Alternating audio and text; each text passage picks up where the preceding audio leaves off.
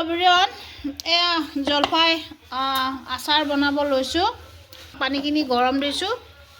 পানীখিনি গৰমত মই জোখমতে মই ঢালিছোঁ। এতিয়া চেনিখিনি মই সম্পূৰ্ণ হ'ব লাগিব।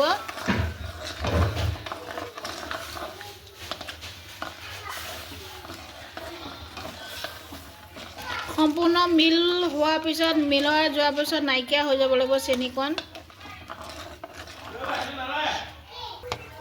চেনিকণ মিলা হৈ গ'লগৈ। এতিয়া এই ৰেডি কৰি থোৱা মই এইখিনি মই ঢালি দিছোঁ।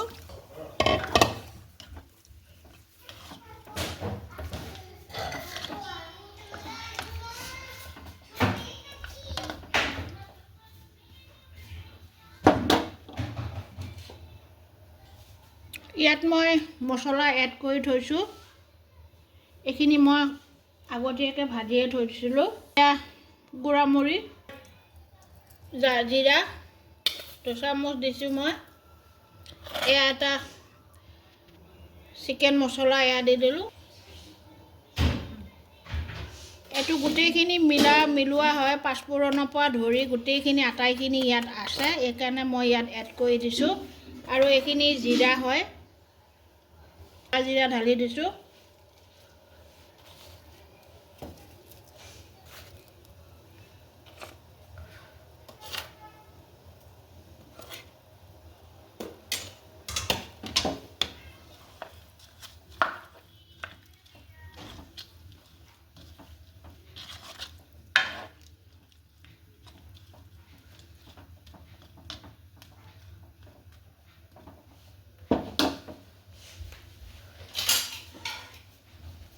লগাই দিছোঁ।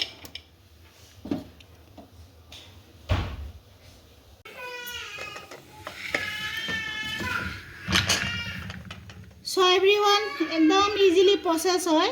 আৰু এয়া কোনো মানে মিঠাতেল বা তেল ইউজ কৰা নাই। আৰু বহুত সুন্দৰভাৱে আচাৰখিনি তৈয়াৰ কৰিলোঁ। সো কেনেকুৱা পালে? গৰম আছে, বহুত গৰম আছে, বহুত গৰম আছে। ঠাণ্ডা হ'লে দেখাই দিব পাৰিলোঁ হয়। ঠাণ্ডা হৈ লওক ন। ঠাণ্ডা এভৰিৱান বহুত টেষ্টি হৈছে। এই আচাৰটো মই বনাই ৰাখিছোঁ।